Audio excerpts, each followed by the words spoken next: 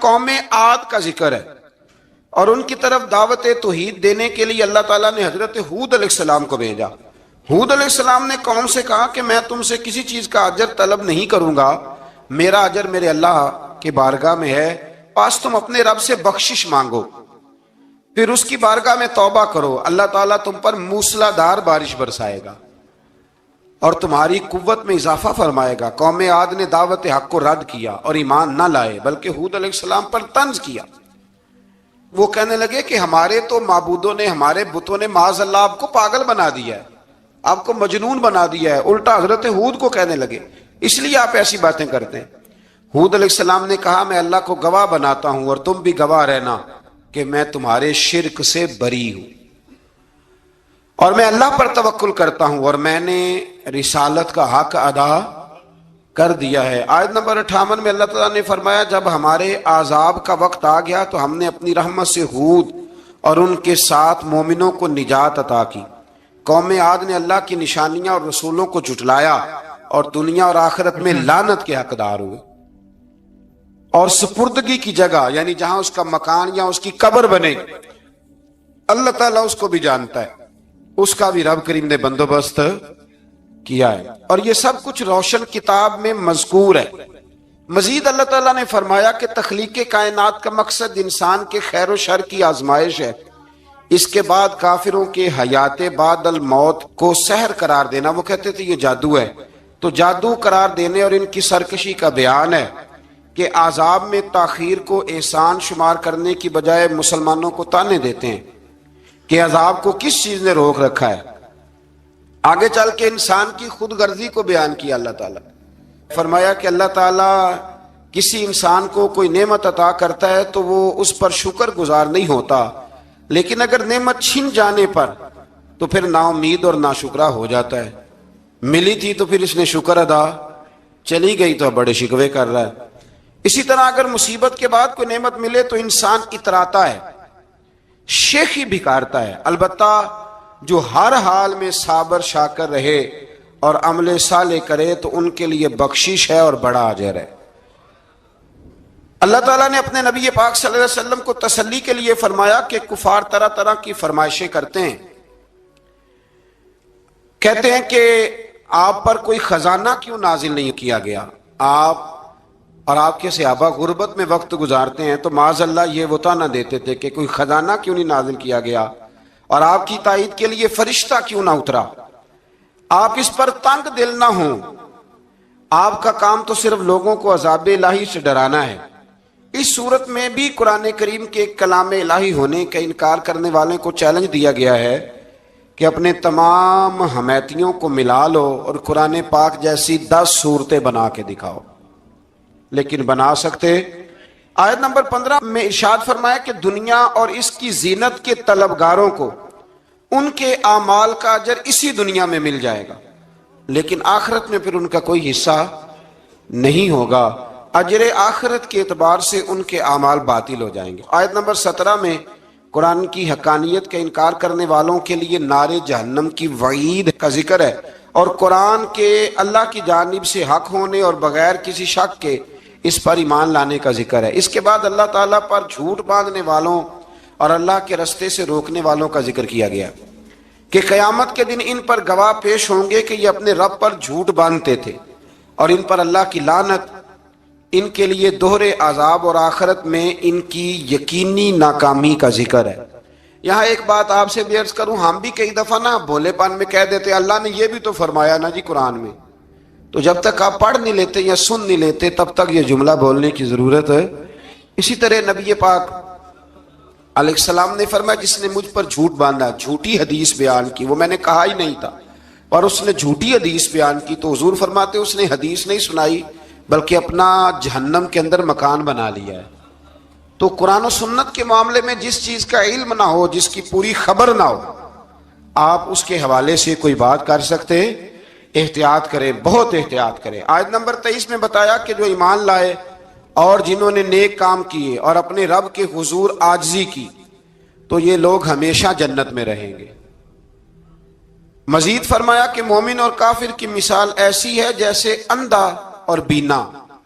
مومن گویا دیکھنے والا ہے اور کافر گویا اندھا ہے اور بہرا اور سننے کی صلاحیت رکھنے والا۔ آیت نمبر 25 سے 23 تک میں پھر حضرت نوح علیہ السلام اور ان کی قوم کے حالات بیان ہوئے کہ نوح علیہ السلام نے جب اپنی قوم کو توحید کی دعوت دی اور انکار پر عذاب الہی سے ڈرایا تو قوم کے سرداروں نے ان سے کہا، بھلا کیا کہا؟ کہنے لگے آپ تو ہم جیسے بشر ہیں، تو ہماری طرح ہی ہیں آپ، اور آپ کے پیروکار پسماندہ یعنی غریب لوگ ہیں اور کم عقل لوگ ہیں۔ ہماری رائے میں آپ کو معاذ اللہ ہم پر کوئی فضیلت حاصل نہیں، بلکہ معاذ اللہ ثم معاذ اللہ۔ کہنے لگے آپ تو جھوٹے ہیں، اللہ کے نبی کو کہہ رہے معاذ اللہ، استغفر اللہ۔ نوح علیہ السلام نے جواب دیا کہ میں اپنے رب کی جانب سے واضح دلیل رکھتا ہوں اور اس نے مجھے رحمت سے نوازا ہے، لیکن تم میرے مقام کو سمجھنے کی صلاحیت نہیں رکھتے، تم اتنی صلاحیت رکھتے نہیں ہو۔ اور پھر ارشاد فرمایا کہ میں تم سے دعوت حق کے صلے میں کسی اجر کا طلبگار نہیں ہوں اور نہ ہی میں اہل ایمان کو اپنے پاس سے دھتکارنے والا ہوں، اور میں نے یہ دعویٰ بھی نہیں کیا کہ میرے پاس اللہ کے خزانے ہیں، اور نہ میں از خود غیب جاننے والا ہوں، اور نہ ہی میں یہ کہتا ہوں کہ میں فرشتہ ہوں، نہ میں یہ کہتا ہوں کہ جن لوگوں کو تم اپنی نظروں میں حقیر جانتے ہو اللہ انہیں خیر سے نہیں نوازے گا۔ فرمایا یہ ٹھیک ہے کہ اللہ بشروں میں سے رسول بناتا ہے، پر جسے بناتا ہے پھر اسے بڑی شانیں عطا فرماتا ہے۔ پہلے دن سے انسان کا یہ مسئلہ ہے، پہلے دن سے انسان کا یہ مسئلہ ہے کہ وہ کہتا ہے میں انسان سے ہدایت حاصل کروں، لیکن رب نے بھی قانون بنایا ہے کہ اللہ تبارک و تعالیٰ بندے پر ہی وحی فرماتا ہے، فرشتوں اور جنوں کو اللہ نے اس منصب کے لیے منتخب نہیں فرمایا۔ قوم نوح نے کہا کہ آپ نے ہم سے بہت بحث کی معاذ اللہ، بس جس عذاب سے آپ ہمیں ڈرا رہے ہیں وہ لے آئیے۔ تو نوح علیہ السلام نے کہا کہ اللہ چاہے گا تو تم پر عذاب بھی آ جائے گا۔ آیت نمبر 37 سے 47 میں بتایا کہ اللہ تعالیٰ کی طرف سے نوح علیہ السلام کو حکم ہوا کہ ہماری نگرانی میں اور ہماری وحی کے مطابق آپ کشتی بنائیے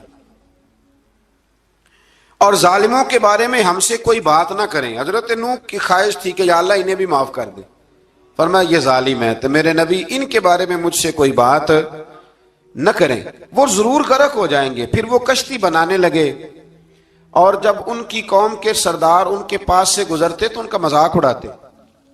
یہ آپ کیا کر رہے ہیں؟ آج بھی وزیر مشیر بڑے بڑے لوگ اللہ ماشاءاللہ دینداروں کا مذاق اڑاتے نہیں؟ اڑاتے ہیں کہ نہیں اڑاتے مذاق؟ یہ کن کا طریقہ ہے؟ یہ تو قرآن مجید کہہ رہا ہے کہ حضرت نوح کی قوم جو کافر تھی ان کا طریقہ ہے اہل ایمان کا مذاق اڑانا۔ تو وہ مذاق اڑانے لگے۔ نوح علیہ السلام نے کہا کہ وہ وقت آنے والا ہے کہ جب تمہارا مذاق اڑایا جائے گا اور تمہیں پتہ چل جائے گا کہ رسوا کن عذاب کس پر آئے گا۔ اللہ تعالیٰ نے فرمایا جب ہمارا حکم عذاب آ پہنچا اور تندور ابلنے لگا، تندور سے آگ نکلا کرتی ہے، پانی نہیں نکلا کرتا، پر نوح علیہ السلام کی قوم پر جب عذاب آیا تو پانی تندور سے نکلا، تندور سے اللہ نے پانی نکالا، جہاں سے پانی نکلا نہیں کرتا، تندور ابلنے لگا۔ اللہ اکبر۔ تو اللہ تبارک و تعالیٰ نے فرمایا تو ہم نے نوح علیہ السلام سے کہا کہ آپ خود اور اپنے گھر والوں کے ساتھ اس کشتی میں سوار ہو جائیں اور اہل ایمان کو بھی سوار کر لیں اور ہر چیز کے جوڑے یعنی نر اور مادہ کو سوار کر لیں، اور ان کے ساتھ ایمان والے بہت کام تھے۔ حضرت نوح علیہ السلام دعائیں پڑھتے ہوئے سوار ہو گئے۔ پھر کیا ہوا؟ کشتی انہیں پہاڑوں جیسی موجوں میں لے جا رہی تھی کہ نوح علیہ السلام الگ کھڑے ہوئے اپنے بیٹے سے فرمانے لگے اے بیٹے ہمارے ساتھ کشتی میں سوار ہو جا اور کافروں کے ساتھ نہ رہو۔ اس نے یعنی نوح علیہ السلام کے بیٹے نے کہا کہ میں آپ کے ساتھ نہیں بیٹھوں گا، ابھی کوئی پہاڑ آئے گا تو میں پہاڑ کی پناہ لے لوں گا۔ اگر کسی نیک آدمی کا بیٹا کبھی غلط نکل آئے تو اس کا مطلب یہ نہیں کہ اس نے تربیت ٹھیک نہیں کی، ہاں یہ اعتراض چھوڑ دیں، اس لیے کہ نوح علیہ السلام کا بیٹا کافر ہو گیا اور جب سیلاب نظر آیا تو اس سے کہا کہ آجا سوار ہو جا، تو کہنے لگا میں نہیں بیٹھوں گا، میں تو کسی پہاڑ کی پناہ لے لوں گا اور میں اس کے اندر چھپ جاؤں گا اور وہ پہاڑ مجھے پانی سے بچا لے گا۔ نوح علیہ السلام نے کہا آج اللہ کے حکم کے سوا کوئی بچانے والا نہیں ہے سوائے اس کے جس پر اللہ رحم فرمائے۔ پھر ان دونوں کے درمیان موج حائل ہو گئی، ایسے ایک موج اٹھی اور حضرت نوح کا بیٹا ڈوب گیا۔ اور جب حضرت نوح کا بیٹا ڈوبا، اللہ کی طرف سے حکم ہوا اے زمین اپنا پانی نگل لے، اے آسمان تھم جا، پانی خوش ہو گیا، اللہ کا فیصلہ نافذ ہو گیا اور کشتی کوہ جودی پر ٹھہر گئی۔ نوح علیہ السلام نے اللہ سے التجا کی، کیا میرے پروردگار میرا بیٹا اور میرے اہل سے ہے، اور تیرا وعدہ سچا ہے کہ تم میرے اہل کو بچا لے گا۔ اللہ نے فرمایا نوح وہ آپ کے اہل میں سے ہے ہی نہیں، وہ آپ کے اہل میں سے ہے ہی نہیں۔ اہل میں سے وہ ہوگا جو آپ کے طریقے پہ چلے گا، جو طریقے پہ نہ چلے وہ نسل میں سے ہے ہی نہیں، وہ ختم ہو گئی بات۔ اللہ اکبر۔ اس کے اعمال ٹھیک نہیں، جس بات کی حقیقت کا آپ کو معلوم نہ ہو اس کے بارے میں سوال نہ کرے۔ تو نوح علیہ السلام نے اللہ تعالیٰ سے اپنی اس اجتہادی خطا پر مغفرت اور رحم کی دعا کی۔ پھر طوفان نوح تھم جانے کے بعد وہ سلامتی کے ساتھ اتر گئے۔ اجتہادی خطا میں نے ایک لفظ بولا ہے، یہ اجتہادی خطا کا مطلب یہ ہے کہ بعض اوقات انبیاء سے ایسی باتیں سرزد ہو جاتی ہیں کہ جو تعلیم امت کے لیے ضروری ہوتی ہیں، تاکہ لوگوں کو پتہ چل جائے کہ اللہ کی بارگاہ میں توبہ کیسے کرنی ہے۔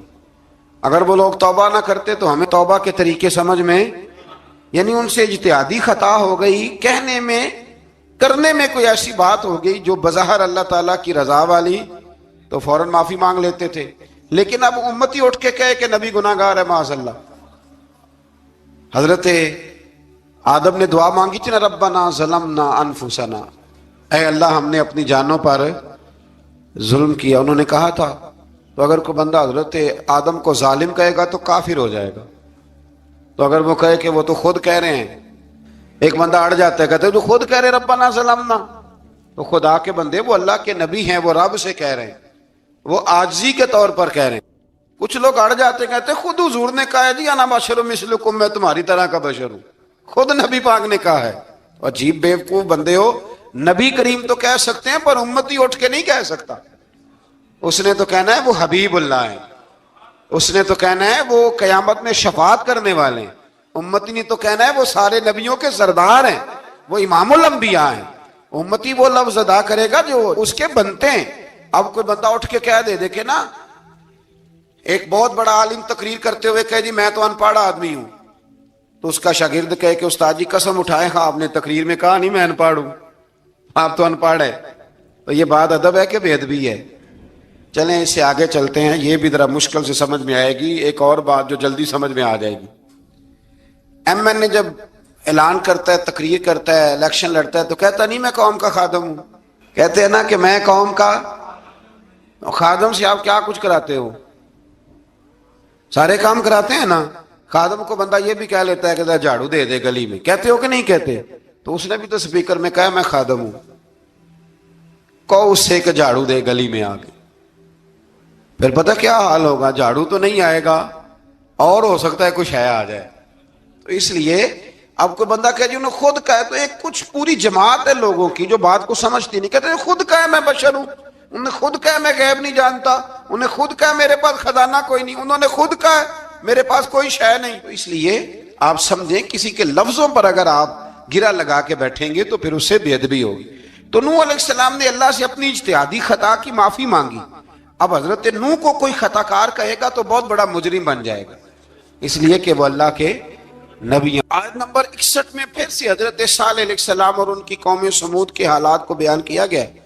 حضرت صالح نے کہا ہے میری قوم اللہ وحدہ لا شریک کی عبادت کرو، اس سے بخشش طلب کرو، اس کی بارگاہ میں توبہ کرو، اس نے تمہیں زمین سے پیدا کیا ہے، اس پر آباد کیا ہے۔ جواب دیا ہے صالح ہمارے آباء و اجداد کے معبودوں کی عبادت کو روکنے سے پہلے ہمیں آپ سے بڑی امیدیں تھیں، اور اب آپ ہمیں روکنے لگ گئے ہیں باپ دادا کے دین سے، لیکن اب ہمیں آپ کی دعوت کے بارے میں شکوک ہیں۔ صالح علیہ السلام نے اپنی قوم سے کہا کہ یہ اللہ کی اونٹنی ہے اور یہ تمہارے لیے نشانی ہے، اسے چرنے کے لیے آزاد چھوڑ دو اور اسے تکلیف نہ دینا۔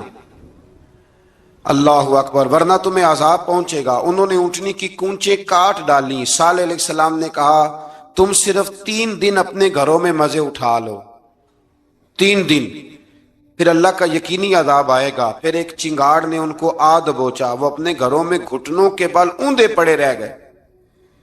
صرف صالح علیہ السلام ان کے ساتھ اہل ایمان اس عذاب سے بچے۔ یہ 3 قوموں کا ذکر ہو گیا، نوح علیہ السلام کی قوم کا بھی، ہود علیہ السلام کی قوم کا بھی، اور حضرت صالح علیہ۔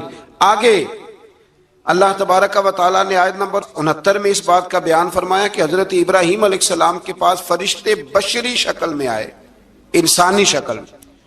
انہوں نے اجنبی مہمانوں کے لیے بچڑے کا بھنا ہوا گوشت تیار کرایا۔ آپ یقین کریں کچھ باتیں لوگ ایسی بیان کرتے ہیں کہ جن کو نہ سن کے بندے کا دل کرتا ہے کہ اس بندے کو بتائیں کہ یار یہاں تو دین سارا پڑھ۔ ایک صاحب مجھے کہنے لگے جی میں ایک پیر صاحب کے پاس گیا تھا تو بڑی مرغن غذائیں تھیں، انہوں نے میری بڑی خدمت کی پر مجھے نہیں اچھا لگا، پیروں کو چاہیے سادی روٹی رکھیں۔ میں کہ تو پیراں واسطے لسٹ بنا خاں انہوں نے کس طرح دا ہونا چاہیے۔ یہ بہت بڑی مصیبت ہے۔ اگر آپ سادہ کھانا کھلا دیں تب بھی اعتراض ہے، اچھا کھلا دیں کہنے رولا ہے کوئی پیر چوکھے مالدار، دونوں طرف سے مسئلہ۔ تو کہنے لگا جی نہیں پیروں کا کیا کام ہے، وہ کڑائیاں اور وہ سارے۔ تو پھر میں نے انہیں کہا کہ آپ اس طرح کریں، گھر جا کے نا تو 12ویں سپارے کی تلاوت کریں۔ حضرت ابراہیم نے اپنے مہمانوں کے لیے بھنا ہوا کھانا تیار فرمایا تھا۔ آپ کیا کہیں گے کہ حضرت ابراہیم درویش نہیں تھے؟ عجیب بات ہے بھائی، آپ ہر بات میں اڑ جاتے ہیں۔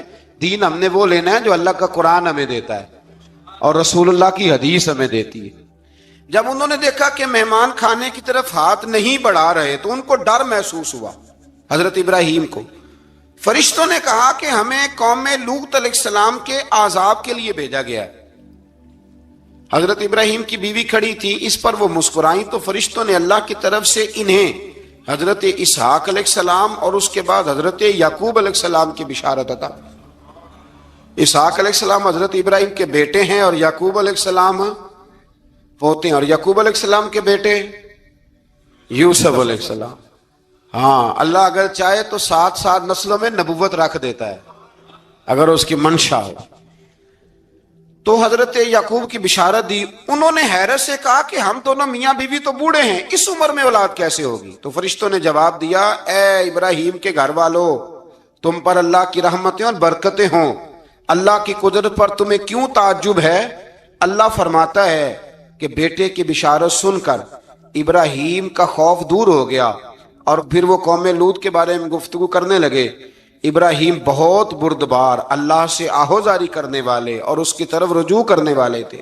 اللہ تعالیٰ نے حضرت ابراہیم علیہ السلام کو فرمایا اے ابراہیم اس گزارش سے آپ گریزہ رہیں، اس کا یقینی فیصلہ ہو چکا ہے اور ان پر نہ ٹلنے والا عذاب نازل ہو کے رہے گا۔ وہ کیا گناہ کرتے تھے لوط علیہ السلام کی قوم میں میں نے بتایا تھا، مرد مردوں سے بدفعلی کرتے۔ تو حضرت ابراہیم نے بھی عرض کی، بار بار گزارش کی، بحث کی کہ اللہ مہربانی فرما ان کا عذاب۔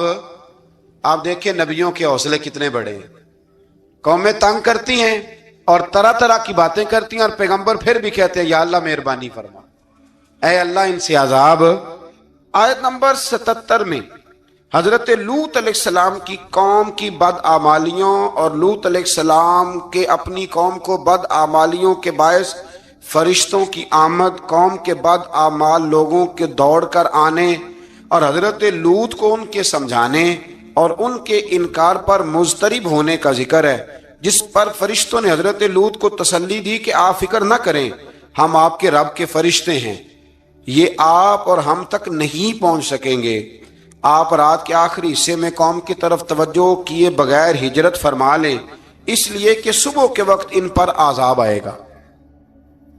جب اللہ کا عذاب آیا تو اس نے بستی کے اوپر کے حصے کو نیچے کر دیا اور قوم لوط کے اوپر اللہ کی طرف سے لگاتار نشان زدہ پتھر برسائے گئے، لگاتار پتھر آئے۔ آیت نمبر 84 میں اللہ تعالیٰ نے حضرت شعیب علیہ السلام اور ان کی قوم کا ذکر فرمایا ہے اور ان کے جرائم کو بیان کیا گیا ہے۔ وہ ناپ تول میں کمی کرتے تھے، دوسروں کو چیزیں کم تول کر دیتے تھے۔ اللہ تعالیٰ نے ان سے فرمایا کہ فساد فی الارض سے باز آؤ اور اپنے سے پہلے سرکش امتوں کا انجام دیکھ لو۔ جب حضرت شعیب کی نصیحتوں کا ان پر اثر نہ ہوا تو پھر اللہ تعالیٰ نے انہیں بھی عذاب سے ہلاک کر دیا۔ آیت نمبر 94 میں فرمایا کہ جب ہمارا عذاب آیا تو ہم نے اپنی رحمت سے حضرت شعیب اور ان پر ایمان لانے والوں کو بچا لیا، اور ظالموں کو ایک زبردست چنگاڑ نے پکڑ لیا تو صبح وہ اپنے گھروں میں اوندے منہ پڑے تھے، گویا وہ کبھی وہاں آباد تھے ہی نہیں۔ آیت نمبر 96 میں حضرت موسیٰ علیہ السلام کو عطا کیے جانے والے 9 معجزات کا ذکر ہے۔ پھر فرعون اور اس کے پیروکاروں کے باطل روش کے باعث ان کی ہلاکت کا بھی ذکر فرمایا، اور دنیا اور آخرت میں انہیں ملعون یعنی لعنتی قرار دیا۔ جن بستیوں کو اللہ تعالیٰ نے ہلاک کیا ان میں سے بعض کے آثار موجود ہیں اور بعض کے آثار تک معدوم ہو چکے، ان میں سے ہر بستی والے اپنے ظلم کے باعث ہی ہلاک ہوئے۔ اللہ تعالیٰ کسی پر ظلم نہیں فرماتا، لوگ خود اپنی جانوں پر ظلم کرتے ہیں۔ جو شخص عذاب آخرت سے ڈرتا ہے اس کے لیے اس میں نشانیاں موجود ہیں۔ آیت نمبر 106 سے اللہ تعالیٰ نے انجام کے اعتبار سے لوگوں کی 2 قسمیں بیان کی، 2 قسمیں فرمایا، ایک ہیں سعادت مند لوگ اور دوسرے ہیں بدبخت۔ فرمایا بدبختوں کا ٹھکانہ جہنم ہے جس میں وہ ہمیشہ رہیں گے، اور نیک بختوں کا ٹھکانہ جنت ہے، وہ ہمیشہ اسی میں رہیں گے، اور ان کے لیے اللہ کی طرف سے نا ختم ہونے والی عطا ہے۔ آیت نمبر 110 میں حضور صلی اللہ علیہ وسلم کو تسلی دی گئی کہ جس طرح یہ لوگ قرآن کے بارے میں اختلاف کرتے ہیں، اسی طرح قوم موسیٰ نے تورات کے بارے میں بھی اختلاف کیا تھا، اور اللہ نے ان کے اعمال کا پورا بدلہ انہیں دیا۔ آیت نمبر 112 سے سرکشی کو چھوڑ کر احکامات دین پر استقامت اختیار کرنے اور ظالموں کے ساتھ میل جول رکھنے سے بچنے کا حکم دیا گیا ہے، اور فرمایا کہ ظالموں سے میل جول کا انجام دوزخ کی آگ ہے۔ ہم لوگ نہ شکوہ کرتے ہیں، کسی حکومت کو بنے ہوئے 6 مہینے گزرتے ہیں تو شکوہ شروع ہو جاتا ہے، حالانکہ وہ خود تو نہیں نہ بنتے، ان کو کوئی بنانے والا ہے۔ تو ظالم کا جو مددگار ہوتا ہے وہ بھی ظالم ہوتا ہے، اس لیے احتیاط کریں۔ اور یہ صرف سیاستدانوں کی بات نہیں، دنیا کے ہر معاملے میں آپ غور کریں کہ آپ کسی ظالم کے مددگار تو نہیں۔ اللہ تعالی ہمیں حق پر استقامت عطا فرمائے۔ آیت نمبر 114 میں دن کے دونوں طرفوں میں اور ابتدائی رات کے کچھ حصے میں اللہ تعالیٰ نے نماز قائم کرنے کا حکم دیا ہے، رات کے کچھ حصے میں بھی نماز پڑھنی چاہیے، اور یہ بھی بتایا کہ بے شک نیکیاں گناہوں کو مٹا دیتی ہیں، اور یہ نصیحت قبول کرنے والوں کے لیے نصیحت ہے۔ آیت نمبر 120 میں اللہ تعالیٰ نے فرمایا کہ ہم آپ صلی اللہ علیہ وسلم کو رسولوں کی تمام خبریں آپ کے دل کی تسکین اور تقویت کے لیے بیان کرتے ہیں، اور ان میں مومنوں کے لیے نصیحت اور عبرت ہے کہ ان ساری باتوں سے عبرت پکڑ لو۔ بچہ صرف وہی جو اللہ کے نبیوں کے طریقے پہ چلا اور نبیوں کے ساتھ رہا، باقی بچ سکے نہیں۔ اللہ تعالیٰ کی طرف سے توحید و رسالت اور وقوع قیامت کے دلائل بھی ہیں۔ آیت نمبر 123 میں فرمایا کہ آسمانوں اور زمینوں میں سب غیب اللہ ہی کے ساتھ مختص ہیں، اور ہر کام اسی کی طرف لوٹایا جاتا ہے۔